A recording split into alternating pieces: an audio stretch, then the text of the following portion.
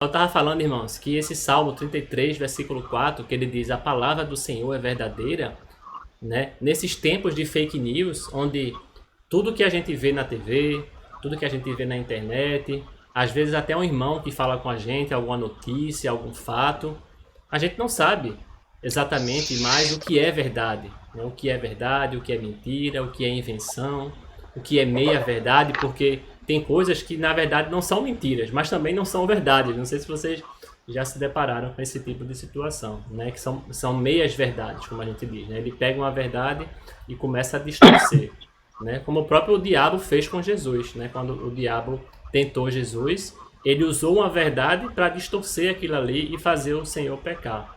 Mas Jesus ele não pecou. Então, às vezes acontece muita informação desencontrada, né? Hoje em dia a gente está numa era da informação, né? A gente está consumindo muita informação. Temos fonte de informação de todas as formas, seja no rádio, na TV, na internet, no celular, né? A gente passa o dia conectado, sabe?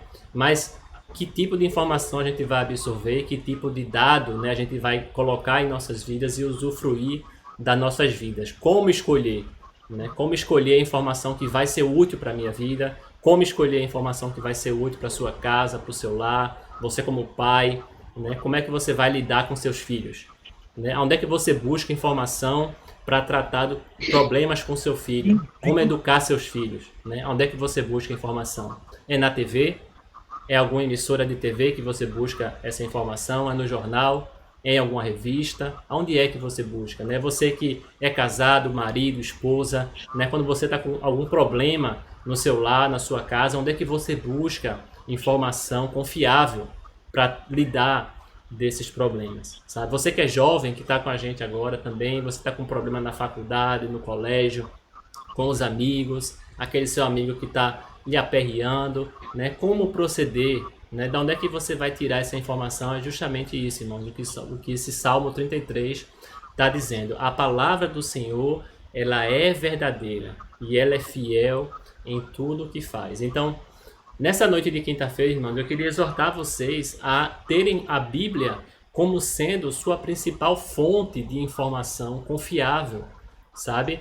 Tanta informação que a gente não conhece, que a gente não sabe a fonte verdadeira, busca sempre a palavra de Deus como sendo aquele guia absoluto para a sua vida. Não acha que a Bíblia ela está desatualizada porque ela foi escrita há mais de 2000 anos atrás, tá certo? Ela ainda hoje é uma palavra viva e eficaz para qualquer tempo, né? A palavra de Deus ela vai ser sempre eficaz para qualquer tempo, né? Seja agora, 2020, com pandemia, sem pandemia, ela foi eficaz nos tempos de Jesus, né? O próprio Jesus, como eu falei, usou a palavra, né, para enfrentar o diabo, e ela vai ser fiel, ela vai ser eficaz para sempre, porque a palavra de Deus ela é sempre atual e sempre verdadeira. Tá? Então, se você está buscando qualquer problema na sua vida, que você está em dúvida como proceder, sabe, qualquer aperreio que você tiver na sua vida, a gente viu aí um pedido de alguns irmãos que estão começando a ficar em depressão, busca a palavra de Deus, sabe, ela é nosso guia, ela é nosso instrumento principal, e principalmente para a gente que é cristão, né? A gente que é cristão, mais ainda, né? Porque a gente precisa justamente desse guia para saber o que Deus quer para a nossa vida. Porque se eu sou cristão, então eu quero seguir a Cristo, né? Nós queremos seguir o exemplo de Cristo, tudo que Cristo fez, todas as decisões que Cristo tomou, o que ele disse, o que ele não disse, a gente quer para a nossa vida, a gente quer imitar. E como é que eu vou imitar Cristo se eu não estou buscando ler, se eu não estou buscando saber o que foi que ele fez, né? Nesses registros que Deus deixou para a gente, sabe? Eu fico imaginando um piloto de avião. Imagina que você é um piloto de avião e você não está ali com um manual de instrumentos. Será que o piloto de avião ele sabe decorado? Não sei se você já viu, né? Uma cabine de avião, um piloto lá, né? O painel de instrumentos tem 1 milhão de botões e de mostradores e de indicadores e de tudo ali, né? Eu acho que o piloto ele deve conhecer a maioria das coisas ali, mas eu acho que ele não sabe 100% de tudo ali. Então, com certeza deve ter lá, ó, no avião, um manualzinho para qualquer emergência ele procurar lá, sabe? Qualquer dúvida que ele tiver, ele consultar, sabe? Esse é o manual do piloto. E o nosso manual de como guiar a nossa vida tem que ser a palavra de Deus. Busque essa informação, irmãos. É como eu falei, nesse mundo cheio de fake news, cheio de informações desencontradas, cada um falando o que quer, cada um dizendo que é verdade, que não é verdade, sabe? De qualquer coisa, procure confiar, primeiramente, na palavra de Deus, que ela é viva e eficaz, tá? E eu queria exortar também que você aproveite essa pandemia, né? Aproveite esses momentos de desaceleração, né? Eu sei que a gente está voltando aos poucos, o comércio já está voltando, muitas pessoas estão voltando às atividades,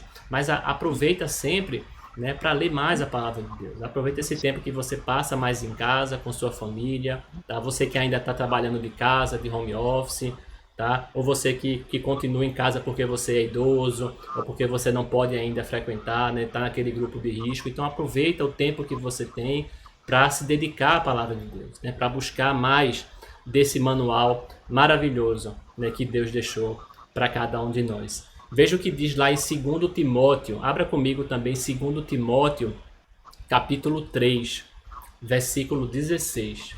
Veja o que diz lá, 2 Timóteo, né, a segunda carta de Timóteo, 3, versículo 16. Diz assim: toda a escritura é inspirada por Deus e útil para o ensino, para a repreensão, para a correção e para a instrução na justiça, para que o homem de Deus seja apto e plenamente preparado para toda boa obra. Então veja que maravilha, irmãos. Aqui está dizendo, a palavra está dizendo que ela é útil para muitas coisas. Ela é útil para o ensino, ela é útil para a repreensão, né? Se você quer repreender, seja seu filho, seja seu marido, seja, né, seu amigo, tá? Como é que você deve repreender o seu irmão? É de todo jeito? É de toda forma? O que eu devo falar? O que eu não devo falar? Procura saber na palavra de Deus, né? Você vai saber como repreender e você também vai ser repreendido, né? Pela palavra de Deus. É na palavra de Deus que você vai saber se a sua conduta está certa, se a sua conduta está certa, se foi certa, se foi errada, né? Aqui diz também para a correção, para a instrução na justiça, né? Para que o homem de Deus seja apto para fazer toda a boa obra de Deus. É verdade, irmãos. A gente vai para a faculdade para quê? Quando a gente vai para a faculdade é para a gente ficar apto a exercer alguma profissão, né? Então, se eu quero ser médico, eu vou para a faculdade e no final ele lhe dá um diploma dizendo assim: olha, você está apto para exercer, né, aquela profissão. A mesma coisa é a palavra de Deus. Quando a gente lê a palavra de Deus, quando a gente medita de dia e de noite, a gente vai estar apto também para quê? Não é para exercer uma profissão, mas para fazer toda a boa obra de Deus, né? Como se a gente recebesse um carimbo de Deus, dizendo: olha, esse aqui, ele está apto para fazer o que eu quero, né? Na vida das pessoas, na vida da comunidade. Então, a Bíblia tem que ser a nossa faculdade, né? Tem que ser o nosso curso, e a gente precisa estar o tempo todo lendo, né? Não acha que porque você já leu a Bíblia uma vez: ah, Daniel, eu já li a Bíblia inteira uma vez. Leia de novo, né? Leia a segunda vez, leia uma terceira vez, sabe? A cada vez que você vai ler, você vai aprender algo novo. Não importa se você já leu aquele versículo 2, 3, 5, 10 vezes. Toda vez que você for ler, eu garanto a você que você vai aprender algo novo para a sua vida, sabe? Mateus 4, né, diz justamente a passagem que eu falei, né, que Jesus, quando foi enfrentar o diabo, ele usou também a palavra de Deus. Veja que o próprio Jesus usa também a palavra para enfrentar o inimigo. Em Mateus 4, versículo 4, Jesus respondeu, diz lá a palavra, Jesus respondeu: está escrito, nem só de pão viverá o homem, mas de toda a palavra que procede da boca de Deus. Veja aí, o próprio Jesus usando a palavra e dizendo que é da palavra que a gente vai viver. É dessa palavra maravilhosa de Deus que a gente precisa confiar a nossa vida. Assim como Jesus confiou, a gente também precisa confiar. Muitas vezes a gente só quer confiar no nosso salário, às vezes a gente só quer confiar na nossa conta bancária, no nosso emprego, né? Se está tudo certo, se está tudo bem, se a família está bem, então está tudo ótimo. Mas a gente não pode confiar nessas coisas materiais, né? A gente também, como ele diz aí, não só de pão viverá o homem, mas também da palavra de Deus, das promessas que Deus faz em nossa vida, né? Isso é que é mais importante. E para a gente, mais uma vez, saber dessa palavra, a gente precisa ler e meditar nela, né? Se a gente não lê a palavra de Deus, se você não lê a Bíblia Você não vai saber que palavra é essa que quer te abençoar. Você não vai saber que palavra é essa que você pode viver dela, né? Dessas promessas, dessas coisas que Deus fala o tempo todo. Se você não lê, como é que você vai saber, né? Como é que você vai viver dessa palavra? Sabe? A palavra de Deus, irmãos, ela é muito forte e muito poderosa. Tem mais um salmo que eu gostaria de compartilhar com vocês, o Salmo 119, que diz assim, Salmo 119, versículo 99, né? É o salmo, maior livro, né? Da palavra de Deus. O Salmo 119, versículo 99, diz assim, tenho mais discernimento que todos os meus mestres, pois eu medito nos teus testemunhos. Olha que promessa maravilhosa, né? Se você quer achar sabedoria, se você quiser ser mais sábio do que qualquer doutor, se você quiser ser mais sábio do que qualquer pessoa, como é que você faz? Leia a palavra de Deus, né? Procure ler a palavra de Deus, que ela vai te dar sabedoria, como eu falei, para qualquer área na sua vida. E aí ele diz, né, eu tenho mais discernimento que todos os meus mestres. E é verdade, irmão. Não adianta se você tem mestrado, se você tem doutorado, se você é presidente, se você tem um cargo importante na sua empresa, não importa. Você pode não ter discernimento, né? O que é discernimento? É justamente tomar as decisões corretas, sabe? Então, muito mais vale você tomar decisões corretas, ter discernimento na sua vida, do que você ter um título, do que você ter um cargo, né? Porque aí você pode só tomar decisões erradas, e aí a sua vida pode, né, se transformar completamente. Então, se você quer ter sabedoria, né, se você quer ter discernimento também, medita nas palavras de Deus de dia e de noite, sabe? E para finalizar, irmãos, eu queria ler mais a última passagem de hoje, que está em Romanos 15, versículo 4. Diz assim a palavra, Romanos, capítulo 15, versículo 4. Pois tudo que foi escrito no passado foi escrito para nos ensinar, de forma que, por meio da perseverança e do bom ânimo procedente das Escrituras, mantenhamos a nossa esperança. Então veja que promessa maravilhosa, mais uma vez a Bíblia está nos dizendo, né? Para que é que a Bíblia foi escrita? Né? Por que foi que Deus deixou esse livro para a gente? Primeiramente para nos ensinar, como eu falei, né? Você vai aprender de todas as áreas da sua vida, né? Através da palavra. Então Deus ele usa a Bíblia para nos ensinar, né? A cada vez que você lê a Bíblia, Deus está ali te ensinando e você está aprendendo. Mas a segunda parte do versículo diz, para que por meio da perseverança e bom ânimo das Escrituras, a gente tenha o quê? Mantenhamos a nossa esperança. Sim, amados, porque não adianta de nada a gente ler, se instruir, como eu falei, né? Ter bom discernimento, mas se a gente não tem esperança, né? Porque as dificuldades vão vir, né? A gente está passando no meio de uma pandemia agora, né? E muita gente se desespera, muita gente fica aperreado, como é que eu vou viver, como é que eu vou me sustentar, eu não tenho como trabalhar, a minha empresa vai fechar, sabe? Ou pode ser uma doença na sua família, e aí chega uma doença, ou então você perde algum ente querido, ou então você passa por uma situação difícil de saúde, qualquer coisa, né? Ou então você fica desempregado, sabe? Qualquer coisa pode acontecer, né? O inimigo está o tempo todo, ó, martelando. O mundo inteiro está sobre nossa cabeça, não somente de quem é cristão, como também de quem não é cristão. E aí como é que a gente mantém a esperança? Como é que a gente mantém um bom ânimo? Sabe? Jesus falou, no mundo tereis aflições. Mas ele diz em seguida o quê?